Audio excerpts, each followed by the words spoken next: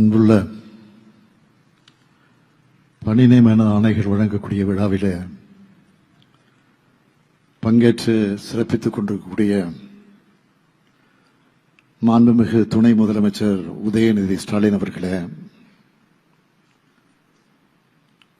அனைவரையும் வரவேற்று மகிழ்ந்திருக்கக்கூடிய மாண்புமிகு அமைச்சர் கே.என். நேரு அவர்களே, மாண்புமிகு அமைச்சர் தாம அன்பரசன் அவர்களே, பெருநகர சென்னை மாநகராட்சியுடைய மேயர் திருமதி பிரியா அவர்களே, துணை மேயர் மகேஷ்குமார் அவர்களே, சட்டமன்ற உறுப்பினர்களே, முதன்மைச் செயலாளர் திரு கார்த்திகேயன் ஐஏஎஸ் அவர்களே, ஆணையர் திரு குமர குருபரன் ஐஏஎஸ் அவர்களே, மேலாண்மை இயக்குநர்கள் திரு வினய் ஐஏஎஸ் அவர்களே, திரு சமீரன் ஐஏஎஸ் அவர்களே, திரு மதுசூதனன் ரெட்டி ஐஏஎஸ் அவர்களே, இயக்குனர் திரு பிரதீப்குமார் ஐஏஎஸ் அவர்களே, அரசு உயர் அலுவலர்களே, பணி நியமன ஆணைகளை பெற்றிருக்கக்கூடிய இளைய சமுதாயத்தினுடைய இனிய நண்பர்களே, உள்ளாட்சி அமைப்புகளின் பிரதிநிதிகளே, பத்திரிகை மற்றும் ஊடகத்துறையை சார்ந்திருக்கக்கூடிய நண்பர்களே, உங்கள் அனைவருக்கும் என்னுடைய அன்பான வணக்கம். என்னுடைய உரையை தொடங்குவதற்கு முன்னால தமிழ்நாட்டுக்கும் தமிழ்நாட்டு மக்களுக்கும் மகிழ்ச்சியான ஒரு செய்தியை சொல்ல விரும்புகிறேன். நேற்று இரவிலிருந்து இதுதான் டாக் ஆஃப் த டவுன், ஏன் டாக் ஆஃப் த நேஷனல் என்றே இதுதான். நம்ம திராவிட மாடல் ஆட்சியில தமிழ்நாட்டோட பொருளாதார வளர்ச்சி 11.19 விழுக்காடா அதிகரிச்சிருக்கு என்பதுதான் அந்த மகிழ்ச்சியான செய்தி.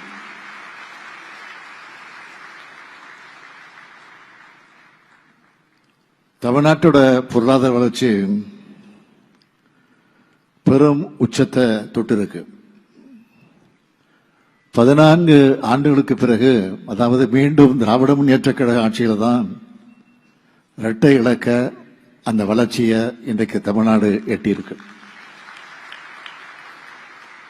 இத நாம சொல்லல, ஒன்றிய அரசினுடைய புள்ளியியல் மற்றும் திட்ட அமலாக்க அமைச்சகத்தோட திருத்தப்பட்ட மதிப்புகளின்படி 2024-25 ஆண்டுல தமிழ்நாடு 11.19 விழுக்காடு வளர்ச்சியை பெற்றிருக்குன்னு பதிவு செஞ்சிருக்கிறாங்க.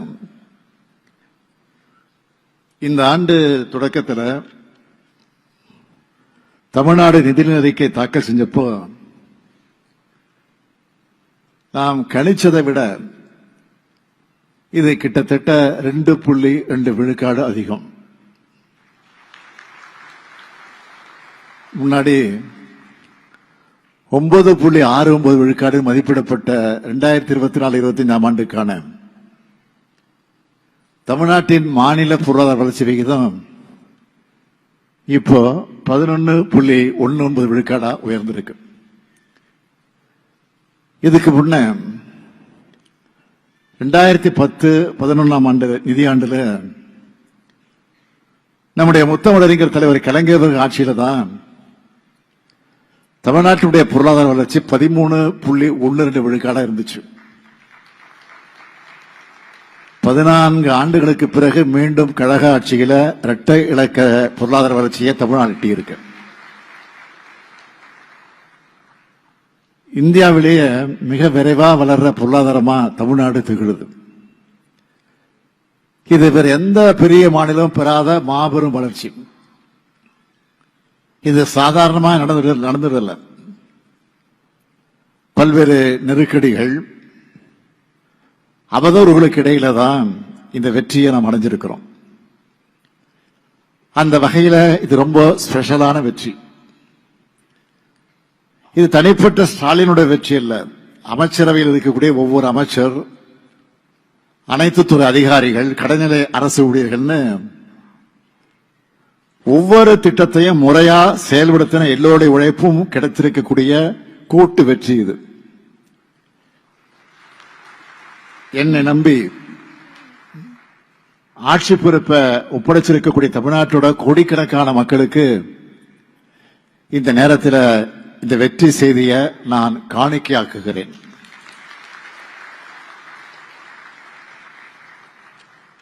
எல்லாருக்கும் எல்லாம் என்ற இலக்கோடு பயணிக்கிற திராவிட மாடல் ஆட்சியோட மகத்தான வெற்றி பயணத்துக்கு கிடைச்ச நற்சாட்சி பத்திரம் தான் இது. இப்ப அடைஞ்சிருக்கக்கூடிய இலக்கோடு நான் திருப்தி அடைய மாட்டேன். இன்னும் அதிகமான உயரத்தை நாம் அடையணும். அதை நோக்கிய பயணத்தை திராவிட மாடல் 2.0 தொடர்வோம். அந்த பயணத்துக்கு நீங்க எல்லோரும் தான் துணையா இருக்க போறீங்க. இந்த மகிழ்ச்சியான செய்தியோட இன்று நகராட்சி நிர்வாகம் மற்றும் குடிநீர் வழங்கல் துறையின் சார்பில்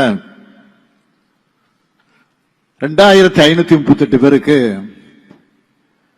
பணி நியமன ஆணைகளை வழங்குகிற வாய்ப்பை பெற்றதற்கு நான் உள்ளபடியே மகிழ்ச்சி அடைகிறேன். உதவி பொறியாளர், நகர அமைப்பு அலுவலர்கள், இளநிலை பொறியாளர்கள், துப்புரவு ஆய்வாளர்கள் உள்ளிட்ட இந்த பணியிடங்களால 2538 குடும்பங்களோட வாழ்க்கையில ஒளியேற்றி இருக்கு நம்முடைய திராவிட மாடல் அரசு.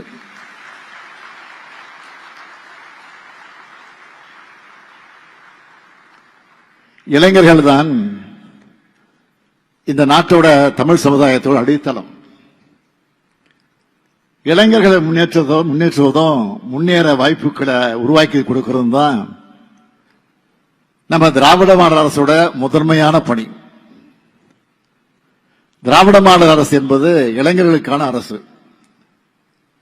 அதனாலதான் நான் முதல்வன், தமிழ் புதல்வன், புதுமை பெண் உள்ளிட்ட திட்டங்கள் மூலமா மாணவர்களையும் இளைஞர்களையும் கல்வி அறிவு பெற்றவர்களாக, திறன்மிக்கவர்களாக உயர்த்திக்கிட்டு இருக்கிறோம். கல்வியும் திறன் மேம்பாட்டு பயிற்சி கொடுத்தா மட்டும் போதாது. இளைஞர்களுக்கு தேவையான தகுதியான வேலைவாய்ப்புகளையும் உருவாக்கணும்னு திட்டமிட்டு உழைச்சிக்கிட்டு இருக்கிறோம். இதனால உருவான வேலைவாய்ப்புகள் பற்றி புள்ளி விவரமா சொல்லணும்னா, கடந்த 4 ஆண்டுகள்ல TNPSC, TRB, MRB, TNU, SRB உள்ளிட்ட தேர்வாணையங்கள் மூலமாகவும், நகராட்சி நிர்வாகம், கூட்டுறவுத்துறை, வருவாய்த்துறை மற்றும் பல்வேறு பொதுத்துறை நிறுவனங்கள் மூலமாகவும் 1,08,111 பேருக்கு பணி நியமனம் வழங்கியிருக்கிறோம்.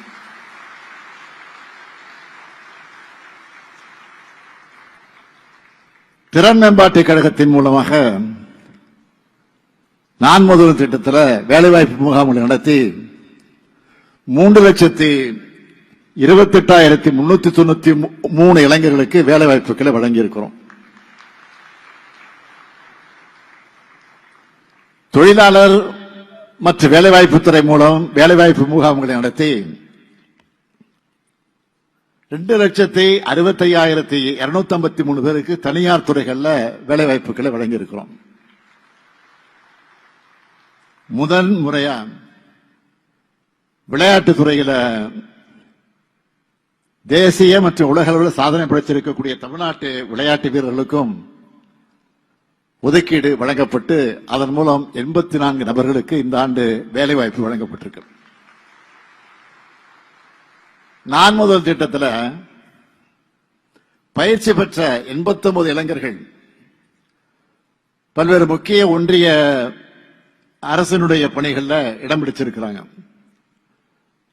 அது மட்டுமல்ல, இந்த திட்டத்தில் படிச்ச 18 இளைஞர்களுக்கு பன்னாட்டு நிறுவனங்கள்ல வேலைவாய்ப்பு ஏற்படுத்தி தரப்பட்டிருக்கு.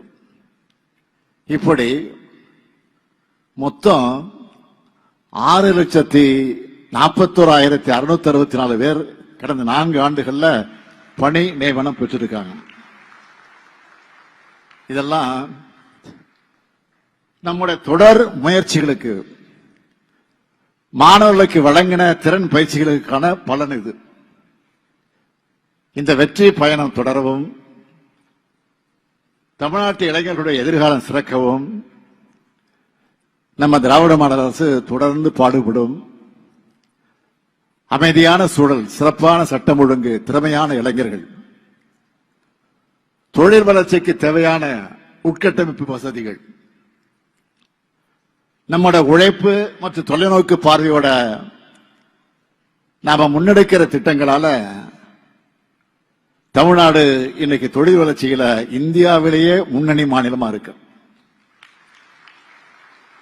பல்வேறு இந்திய நிறுவனங்களுக்கும் எம்என்சிகளுக்கும் தமிழ்நாடு தான் முதலீடுக்கான டெஸ்டினேஷன். கடந்த 4 ஆண்டுகள்ல உற்பத்தி துறை, ஐடி துறை, கட்டுமான துறைன்னு பல்வேறு வகையான தொழில் நிறுவனங்கள் மேற்கொண்ட 941 புரிந்துணர்வு ஒப்பந்தங்கள் மூலமாக 10,63,000 கோடி ரூபாய் அளவுக்கு தமிழ்நாட்டில் முதலீடுகள் செஞ்சிருக்காங்க. இதனால 2,30,856 பேருக்கு வேலை வாய்ப்பு கிடைச்சிருக்கு. இன்னைக்கு உங்களுக்கெல்லாம் அப்பாயின்மெண்ட் ஆர்டர் வழங்கி இருக்கிறேன். ஏற்கனவே நான் சொன்ன மாதிரி இளைஞர்களுக்கு என்னென்னலாம் தேவையோ அதையெல்லாம் நம்ம அரசு வழங்கிக்கிட்டு இருக்கு. அதுல ஹைலைட்டா சிலவற்றை சொல்லணும்னா, 41 லட்சம் பேர் நான் முதல்வன் திட்டத்திலையும், 4 லட்சம் மாணவர்கள் தமிழ் புதுவன் திட்டத்திலையும், 6 லட்சம் மாணவிகள் புதுமைப்பெண் திட்டத்திலையும் பயனடைஞ்சிருக்கிறாங்க. பல்வேறு மாவட்டங்கள்ல தோழி விடுதிகள் தொடங்கி இருக்கிறோம். இப்படி கல்வியை சுற்றியும், அறிவை சுற்றியும், ஆற்றலை சுற்றியும் செயல்படக்கூடிய முன்னெடுப்புகளோட வரிசையில அடுத்து கல்லூரி படிக்கும் 20 லட்சம் மாணவர்களுக்கு லேப்டாப் தரப்போறோம். பொதுவா நான் மாணவர்களிடம் பேசும்போது கல்விதான் யாராலும் திருட முடியாத சொத்துன்னு சொல்லி அவர்களை மோட்டிவேட் பண்ணுவேன். அப்படிப்பட்ட கல்வி செல்வத்தை பெற்று முன்னேற்றத்திற்கான முதல் படியில காலடி வைக்கக்கூடிய இளைஞர்களான உங்களுக்கு நான் சொல்லிக் கொள்வது, நாள்தோறும் உலகம் அப்டேட் ஆகிட்டு இருக்கு. அதுக்கு ஈக்குவலா நீங்களும் அப்கிரேட் ஆகணும். தேக்கம் என்பதை உங்களுடைய கேரியர்ல இருக்கக்கூடாது. அதுக்கு ஏற்ற மாதிரி ஸ்கில் டெவலப் பண்ணிக்கங்க. உங்களுக்கு சப்போர்ட் பண்ண நாங்க இருக்கோம். இந்த நிகழ்வை பார்த்துக்கிட்டு இருக்கக்கூடிய இளைஞர்களுக்கு நான் சொல்லிக்கொள்ள விரும்புவது, அடுத்து அமைய இருக்கக்கூடிய நம்முடைய திராவிட மாடல் 2.0 ஆட்சிகளையும் இன்னும் ஏராளமான வேலைவாய்ப்புகள் வரப்போகுது. அதுக்கான எல்லா வேலைகளையும் நாங்கள் இப்பவே தொடங்கிட்டோம். அந்த வாய்ப்புகளை நீங்க பயன்படுத்திக்கிட்டு முன்னேறணும்னு கேட்டுக்கிறேன். அதே போல பணி நியமனம் பெற்று நம்ம அரசோட ஒரு அங்கமா செயல்பட இருக்கக்கூடிய நீங்க, உங்களுக்கு கிடைச்சிருக்கக்கூடிய இந்த வாய்ப்பை பயன்படுத்தி எல்லார்கிட்டையும் நல்ல பெயரை வாங்கணும். உங்களுக்கு மட்டுமல்ல, உங்க பெற்றோருக்கும், உங்க ஊருக்கும், இந்த அரசாங்கத்திற்கும் நல்ல பெயரை வாங்கி தரணும். இன்னைக்கு உங்க பெற்றோர் இங்க மகிழ்ச்சியோடு வந்திருக்கிறாங்க. இன்னைக்கு மட்டுமல்ல, அவங்க தினமும் நீங்க மகிழ்ச்சியா, பெருமையா அவங்கள வச்சுக்கணும். அப்படி வைத்துக் கொள்ள வேண்டும் என்றால் நீங்க செய்யற பணியை சிறப்பா செய்யணும். உங்ககிட்ட வருகிறவர்களையும் நீங்க போய் சந்திக்கக்கூடிய இருக்கக்கூடியவர்களுக்கு அன்பா பேசுங்க. அவங்க குறைகளை பொறுமையா கேட்பதுடன் அதனை விரைவாக செயல்படுத்த நீங்க உழைக்கணும். மக்களுக்கு துணையா நாம இருந்தா மக்களும் என்னைக்கு நமக்கு துணையா இருப்பாங்க. கண்ணியத்தோட கடமையாற்றி மக்களுக்கு சேவையாற்ற உங்களை வரவேற்று உங்களுடைய செயல்பாடுகளால அரசுக்கு நல்ல பெயரை வாங்கி தர வேண்டும் என்று கேட்டு விடைபெறுகிறேன். நன்றி, வணக்கம்.